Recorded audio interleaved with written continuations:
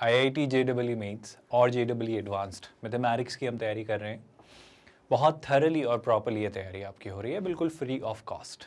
हम 5 चंक्स में आपके पूरे सिलेबस को डिवाइड करते हैं। Coordinate geometry, calculus, vectors in 3D, algebra और ट्रिग्नोमेट्री। कोऑर्डिनेट ज्योमेट्री का फाइनल चैप्टर हाइपरबोला की हम JEE एडवांस्ड के प्रीवियस ईयर्स क्वेश्चंस कर रहे हैं। हम हर चैप्टर को प्रॉपर्ली करेंगे, मतलब सारी बुक्स, सारे चंक्स जो आपके हैं, इनके हर एक चैप्टर के सारे कंसेप्ट्स और उन कंसेप्ट्स को कंसोलिडेट करने के लिए इलस्ट्रेशंस, एग्जाम्पल्स, फिर प्रैक्टिस क्वेश्चंस और फाइनली JEE एडवांस के PYQs, ताकि वो चैप्टर बहुत थरली और प्रॉपर्ली आपको करवाया जाए। हम एक 100% free of cost quality online education platform है किंडरगार्टन से 12th स्टैंडर्ड तक। आप हमारे नोट्स, PDFs और ई-बुक्स के लिए टीम से कॉन्टैक्ट कर सकते हैं। इसके लिए इसी वीडियो के डिस्क्रिप्शन में आपको लिंक दिखाई देगा, वहाँ क्लिक करके। सीधे आते हैं पॉइंट पर। हाइपरबोला में जो हम डिस्कशन कर रहे हैं प्रीवियस ईयर्स क्वेश्चंस का, उसमें अब हम किस कैटेगरी पर आ चुके हैं? हम JEE एडवांस्ड के मैट्रिक्स मैच टाइप क्वेश्चंस की बात कर रहे हैं। JEE ने 2009 में पूछा था। आपको याद होगा इस तरह का डिस्कशन हम सर्कल को लेकर, पैराबोला को लेकर और इलिप्स को लेकर कर चुके हैं। आपको याद आ रहा होगा कि ये क्वेश्चन हमने हर चैप्टर में इंडिविजुअली किया है। हर चैप्टर में इंडिविजुअली किया है, मतलब जब हमने सर्कल चैप्टर पढ़ा था तब हमने सर्कल के बारे में बात की थी। जब हमने पैराबोला चैप्टर पढ़ा था तो पैराबोला वाला पार्ट सॉल्व किया था। जब हमने इलिप्स वाला पार्ट सॉल्व किया था, मतलब जब हमने इलिप्स चैप्टर पढ़ा था तब हमने इलिप्स वाला पार्ट इस क्वेश्चन का सॉल्व किया था। आज हम बात करेंगे महज हाइपरबोला की। और हर बार जब हमने चैप्टर पढ़े, जैसे सर्कल पढ़ा तो मैंने कहा था आपसे पैराबोला में पैराबोला की बात करेंगे। जब हमने पैराबोला पढ़ा तो पैरा वाला पार्ट किया, इलिप्स और हाइपरबोला ड्रॉप किया। जब इलिप्स पढ़ा तो ये तीनों पार्ट हमने देखे, मतलब सर्कल और पैराबोला देख चुके थे, इलिप्स हमने किया। और फाइनली आज जब हम हाइपरबोला चैप्टर कर रहे हैं तो हाइपरबोला वाला पार्ट करेंगे। बहुत ध्यान से सुनिएगा, सीधे पॉइंट पर आ रहा हूँ, सीधे काम की बात कर रहा हूँ, गौर से सुनिएगा, बहुत काम की बात है, सुनना। हाइपरबोला हम ये डिस्कस कर चुके हैं कि यहाँ पर चीज़ें, मतलब चूंकि मैं आंसर जानता हूँ इसलिए मैं डायरेक्टली आपसे चीज़ें शेयर कर दे रहा हूँ और बाकी चीज़ें हम डिस्कस कर चुके हैं। तो सीधे हाइपरबोला वाले पार्ट के लिए मैं आपसे आंसर डिस्कस कर रहा हूँ। तो ध्यान सुनिएगा, पहले हम Q वाले पार्ट को एक्सप्लोर करते हैं। अब Q वाले पार्ट में वो क्या लिख रहा है पहले उसे सुनिएगा। Point Z in the complex plane satisfying this. अब सुनिएगा ध्यान से, अगर मैं इस पार्ट को थोड़ी देर के लिए आपके सामने लिखूं, Z+2 - Z-2 is equal to +-3। गौर से सुनिएगा, Z+2 माइनस Z, ये क्या लिख रहा हूं भाई मैं, minus Z-2 is equal to +-3। अब पहली बात तो यही कि अगर मैं इस एक्सप्रेशन को थोड़ा और अलग तरीके से लिखना चाहूँ तो अगर यहाँ प्लस माइनस लगाए तो क्या यहाँ पर मैं और मॉड लगा सकता हूँ। और z technically is nothing but what, z is a complex number. तो z अगर एक कॉम्प्लेक्स नंबर है, जैसे अगर मैं x + i की तरह लूँ, तो बहुत बेहतरीन सी सिंपल सी बात है कि Z+2 का मतलब क्या है? इसका मतलब है आप इसे लिख रहे हो Z - -2, है ना। इसका ये मतलब है कि सर z जो कॉम्प्लेक्स नंबर है उसकी -2,0 से -2,0 जो आप कॉम्प्लेक्स नंबर आर्गन प्लेन में प्लॉट करते हो उससे, मतलब z है आपका x, y और यह है -2,0, इससे इसकी डिस्टेंस है ना। ये डिस्कशन हम कॉम्प्लेक्स नंबर में और बेहतर तरीके से करेंगे, तो शायद अभी बहुत अच्छे से चीज़ें समझना है। z - 2 का क्या मतलब है कि सर z की 2,0 से डिस्टेंस। आई होप आप ये बात समझ रहे हो। अगर अभी भी कन्फ्यूजन है तो मैं इसको एक और तरीके से लिखता हूँ ताकि आपको और अच्छे से समझ आए। गौर से सुनिएगा, z तो z है, z को अगर आप चाहें तो x + i लिखिए, मैं कहूँगा z ही लिखा रहने दीजिए।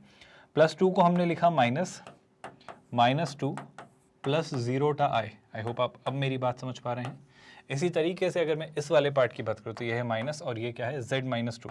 z को मैं x + i लिखने के बजाय ऐसा ही लिख ले रहा हूँ और ये है 2 + 0 i। क्या कोई कन्फ्यूजन तो नहीं है?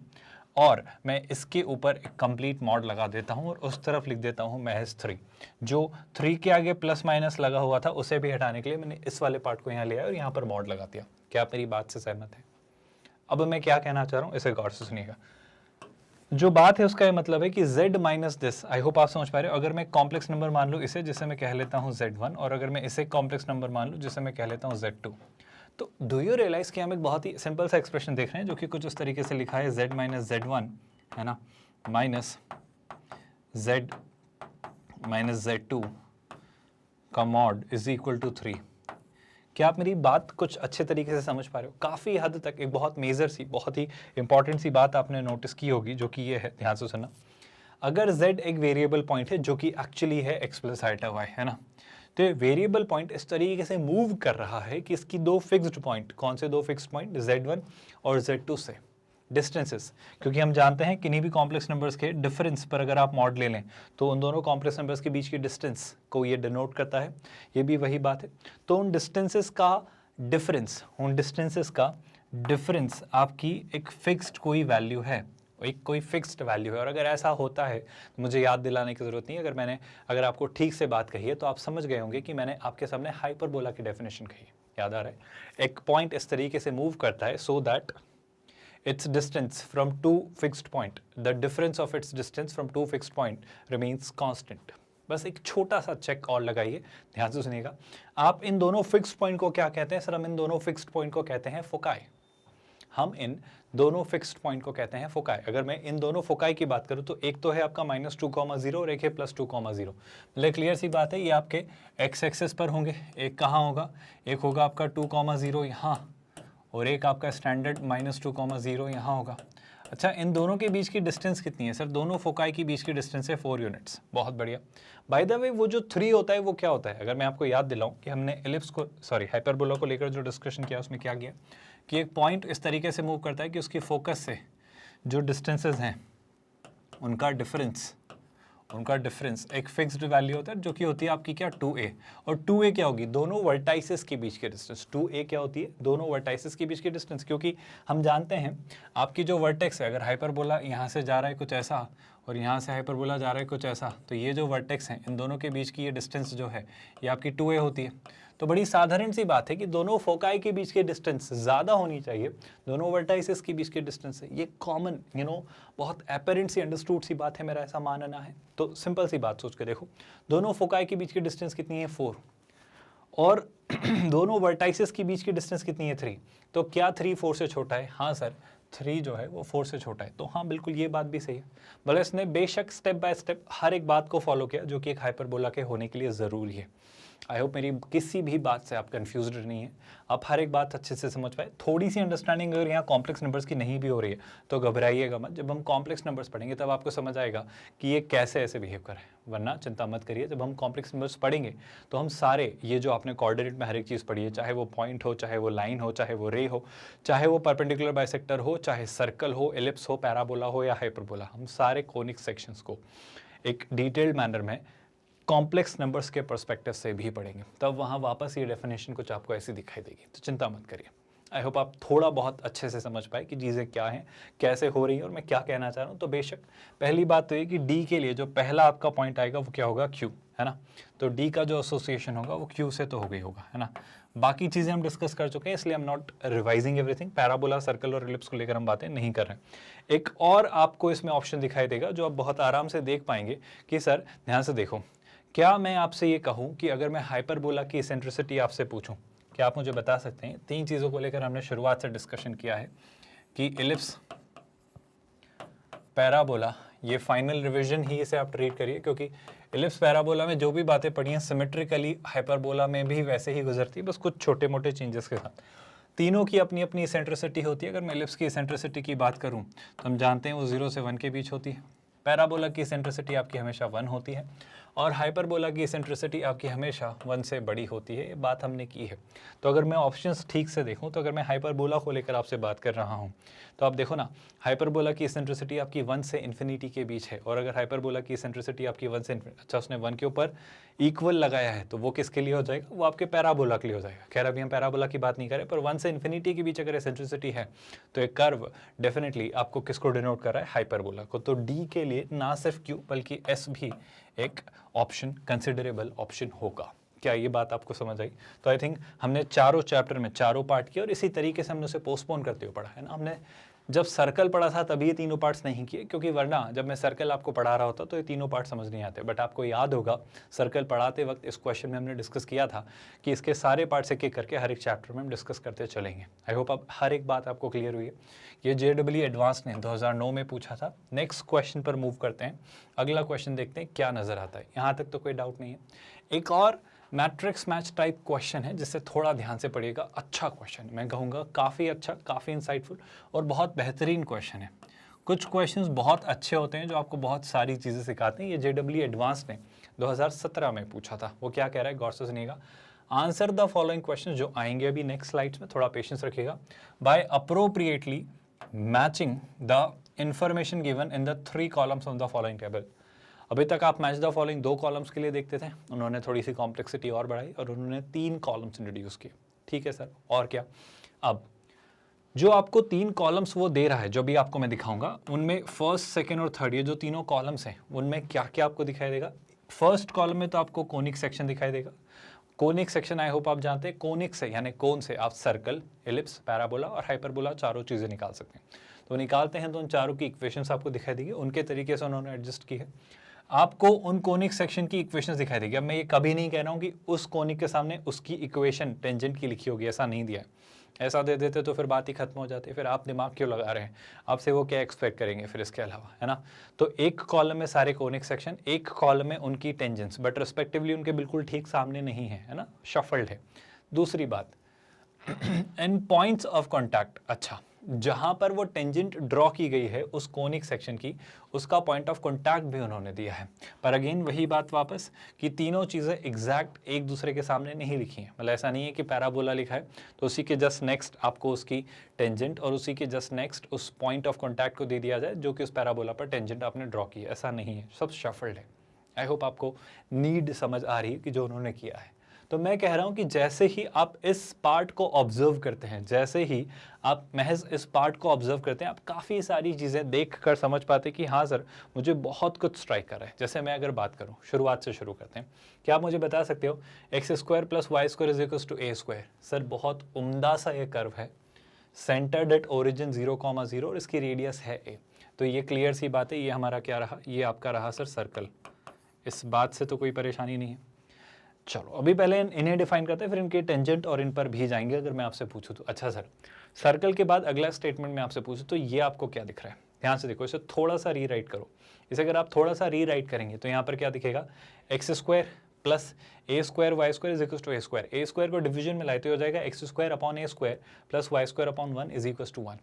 ये क्या आपको नहीं दिख रहा है कि सर ये एक मज़ेदार सा एलिप्स बन रहा है अगर मैं आपसे पूछूं तो, क्योंकि x² / something + y² / something = 1 is clearly giving you the notion of an ellipse. Now what next?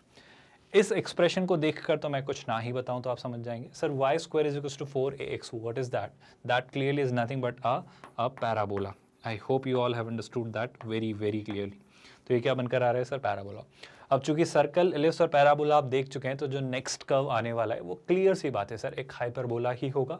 And if you are not agreeing with what I am trying to convey here, you see it by yourself. What are we going to do next?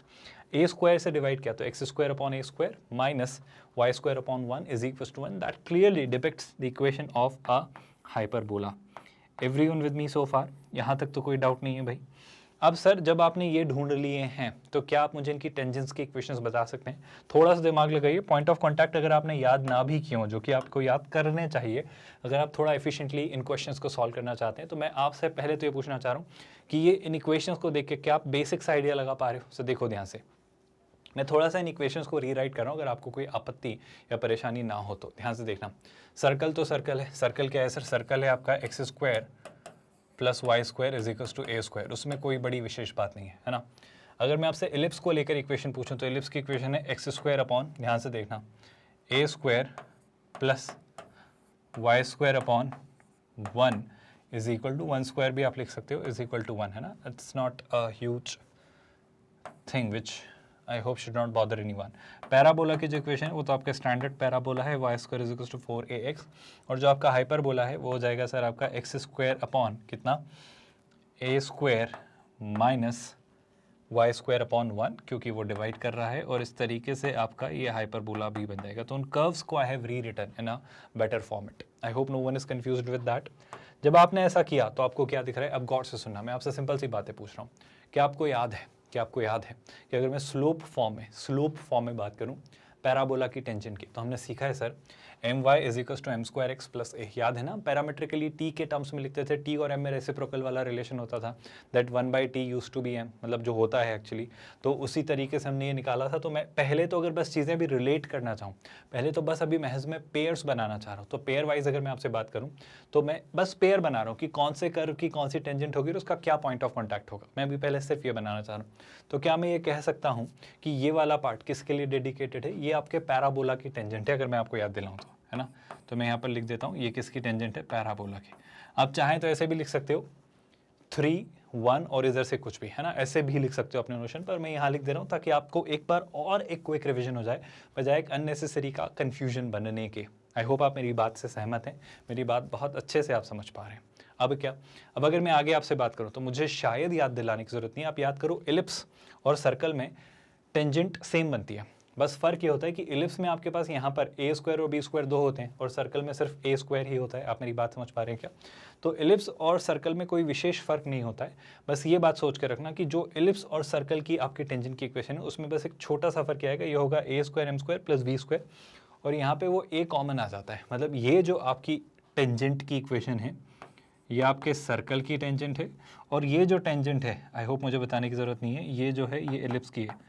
और जो chapter at present हम पढ़ रहे हैं hyperbola, आपको खुद ये दिख रहा होगा a square m square minus b square. आप खुद के देखो, a square m square minus b square.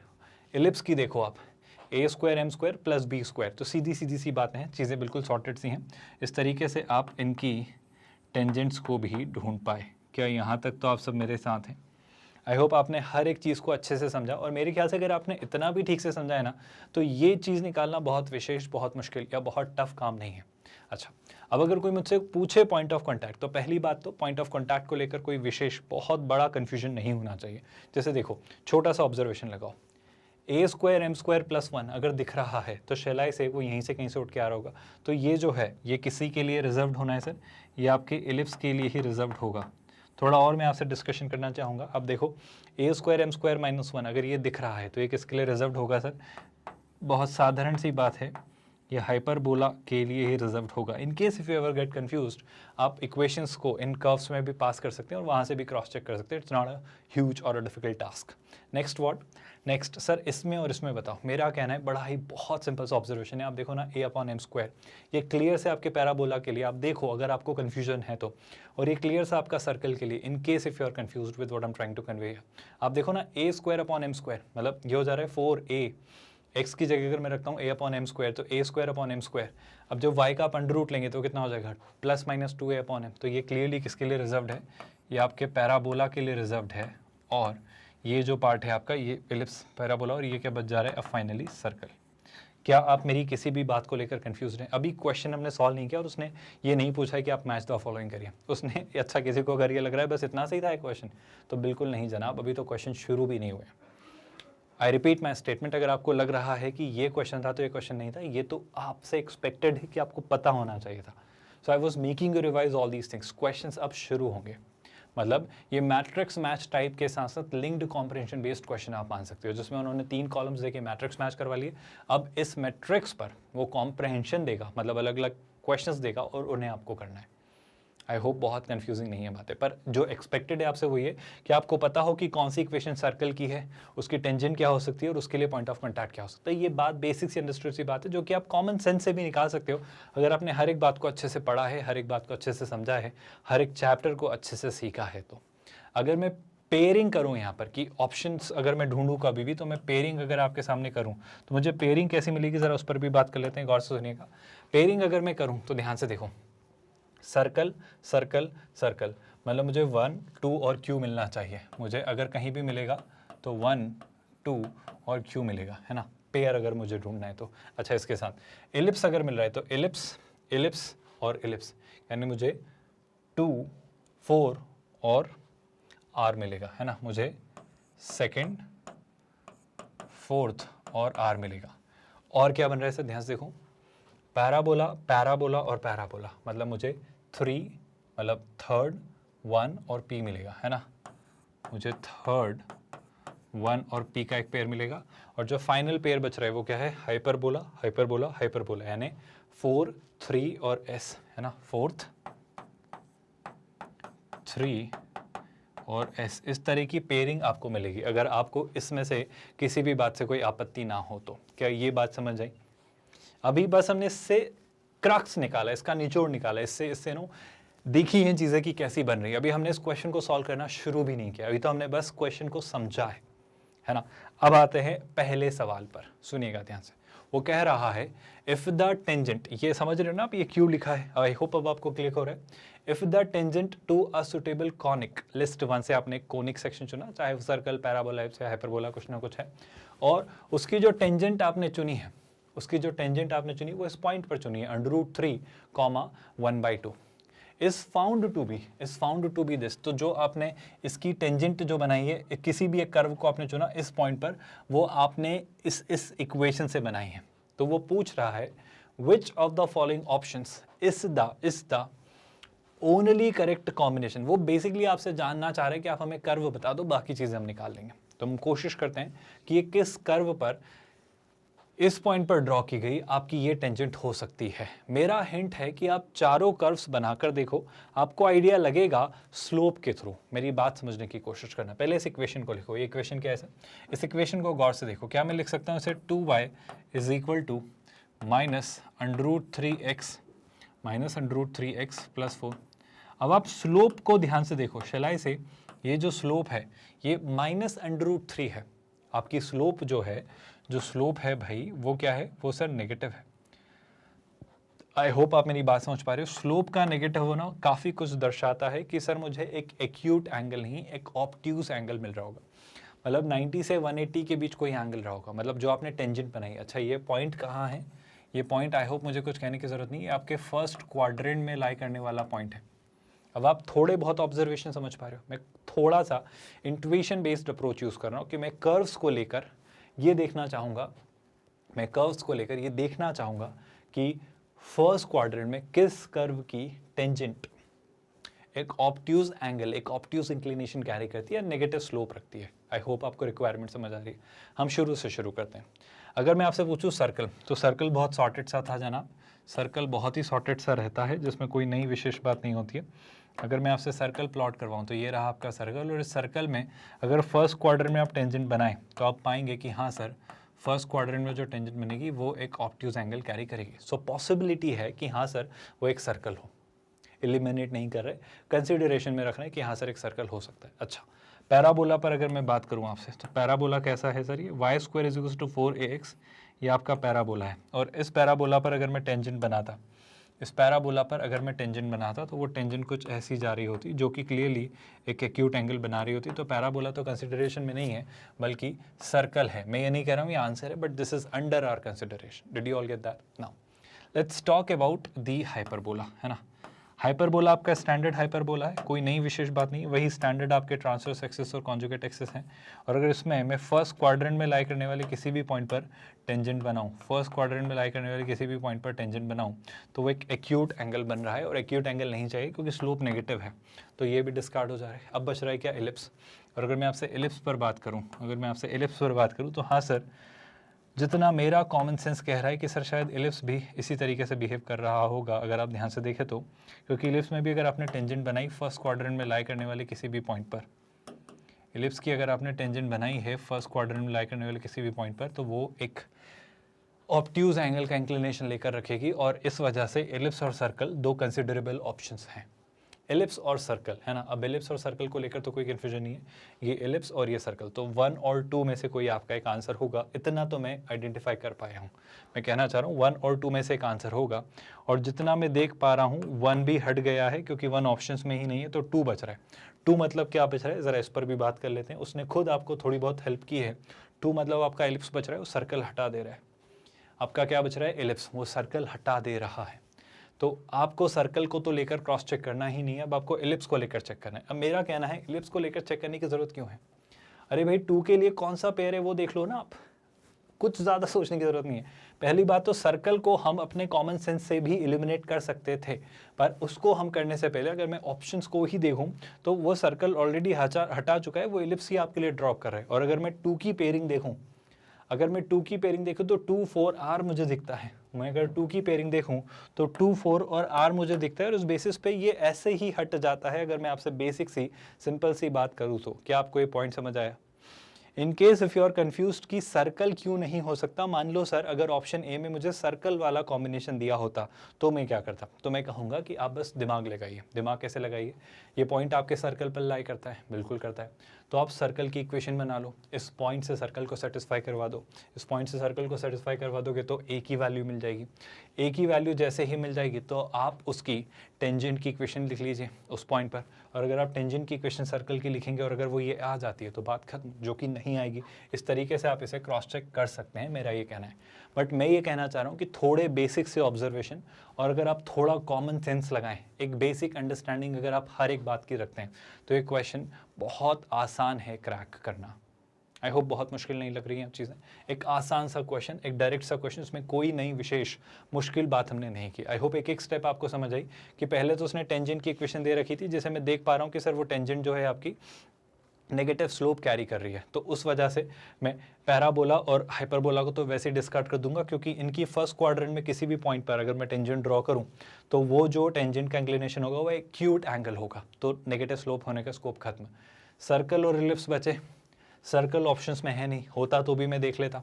अब बचा एलिप्स, और एलिप्स के लिए अगर मैं देखूंगा ध्यान से तो एलिप्स के लिए जो पेयर हमने डिसाइड किया है अपनी अंडरस्टैंडिंग से, अपने कॉमन सेंस से, वो मुझे सीधा सीधा ऑप्शन डी दिखता है। ये एलिप्स के लिए पेयर ही नहीं है। आई होप आप अब बात डाइजेस्ट कर पा रहे हो। बहुत मुश्किल तो नहीं है क्वेश्चन, आपको रियलाइज हो रहा है एक अच्छा इंसाइटफुल और डिटेल्ड क्वेश्चन है जो बहुत सारी बारीकियां एक साथ चेक कर लेगा। कितनी सारी बातें एक साथ क्रॉस चेक हो जा रही हैं और आप देख के घबरा जाएंगे इसे अननेसेसरीली एग्जाम में कि सर कितना टफ क्वेश्चन है। यकीन करिए अगर क्वेश्चन को अच्छे से समझ लिया जाए, ठीक से पढ़ा जाए, तो क्वेश्चंस टफ नहीं होते हैं, क्वेश्चंस आसान होते हैं, बशर्ते उन्हें ठीक से समझा जाए, उन्हें ठीक से पढ़ा जाए। नेक्स्ट पार्ट क्या लिख रहा है वो, एक टेंजेंट आपको दे रहे हैं ना, tangent to a suitable conic. वापस उसने कोनिक चुना, हमें नहीं पता कौन सा, और इस बार जो उसकी टेंजेंट है वो है y = x+8। क्या मुझे कुछ कहने की ज़रूरत है? वापस इस क्वेश्चन पर आते हैं। वापस आप देखो same modus operandi, same standard operating procedure हम अप्लाई करेंगे। इस बार जब मैंने स्लोप देखी तो वो कितनी आई सर, वो आपकी आई 1, यानी इंक्लिनेशन कितना है, इंक्लिनेशन आपका है 45 डिग्री, यानी ये एक एक्यूट एंगल है। आप मेरी बात समझ पा रहे हो? एक्यूट एंगल होने का मतलब, अगर मैं इसी को जाकर पूछूं कि कौन सा ऐसा कर्व है जिसके अगर मैं फर्स्ट क्वाड्रेंट में कोई पॉइंट चुनता तो वो एक एक्यूट एंगल बनाता, तो अब इस बार सर्कल और एलिप्स हुए डिस्कार्ड और कंसिडरेशन में कौन आए, पैराबोला और हाइपरबोला। समझ आ रहा है क्या? तो पैराबोला और हाइपरबोला पर हम बात करेंगे, है ना। अब पैराबोला और हाइपरबोला पर अगर मैं बात करूं तो या तो क्या बनने वाला है भाई, या तो आपका सर पैराबोला बन रहा होगा जो कि एक स्टैंडर्ड सा पैराबोला है, या फिर आपका हाइपरबोला बन रहा होगा जो कि आपका वही स्टैंडर्ड हाइपरबोला है ना। मेरा महज आपसे ये पूछना है कि पैराबोला और हाइपरबोला वाले पॉइंट्स कौन कौन से हैं सर। अगर पैराबोला और हाइपरबोला को ढूंढा जाए तो आपके 3rd and 4th, ये कौन से पॉइंट्स हैं, 3rd and 4th, है ना। तो 3 और 4 आपके कंसिडरेशन में हैं और उस बेसिस पे एटलीस्ट 2nd और 1 तो चले गए। क्या आपको दिख रहा है? फिर ये क्वेश्चन खत्म हो गया। ये क्वेश्चन बस ये पढ़ते ही बराबर खत्म हो गया, कुछ सोचने की ज़रूरत नहीं है। इन केस अगर आपको ये कन्फ्यूजन है कि नहीं सर इसकी जगह अगर 4 दे दिया होता, मतलब 3rd भी दे रखा होता और 4 भी दे रखा होता, तो 1 मिनट आपके पास डेटा उसने और दिया, पॉइंट ऑफ कॉन्टैक्ट दिया है 8,16। अब आपको कोई सा भी एक एलिमिनेट करना है, जैसे आपको मान लो पैराबोला पे ऑपरेट करना आसान लग रहा है तो आप पैराबोला चुन लो, है ना। अब आपने पैराबोला चुना और पैराबोला की इक्वेशन आपको पता है, पैराबोला की इक्वेशन पॉइंट ऑफ कॉन्टैक्ट भी आपको पता है, तो उसमें पैराबोला की इक्वेशन y² = 4ax में आप x और y की वैल्यू रख दो तो आपको a पता चल जाएगा। उसके बाद क्या करो आप, उसके बाद इस पैराबोला की टेंजेंट की इक्वेशन निकालो, 8,16 पे डिफरेंशिएट कर लो, पॉइंट ऑफ कॉन्टैक्ट पे ले लो, स्लोप फॉर्म में ले लो, t = 0 से ले लो। बहुत सारे तरीके आपको पढ़ाए हैं, जैसे आपको ठीक लग रहा है कर लो। मैं बता दे रहा हूँ कि कैसे करना है, अगर इनकेस इसमें और भी ऑप्शंस कॉम्प्लिकेट करता वो तो। उसके बाद क्या करेंगे सर, उसके बाद हम चेक कर लेंगे कि क्या ये इक्वेशन आ रही है, नहीं आ रही है, तो बात खत्म हो जाती। अगर ये नहीं होता तो फिर ये होता। अगर आपका मन पैराबोला से चेक करने का नहीं है तो आप हाइपरबोला के लिए चेक कर लेते।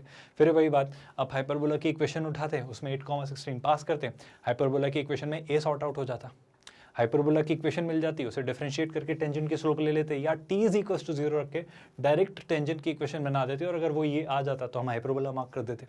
बहुत मुश्किल नहीं है एक क्वेश्चन में, आपको ये समझाना चाह रहा हूँ। आई होप आप बात डाइजेस्ट कर पा रहे हो।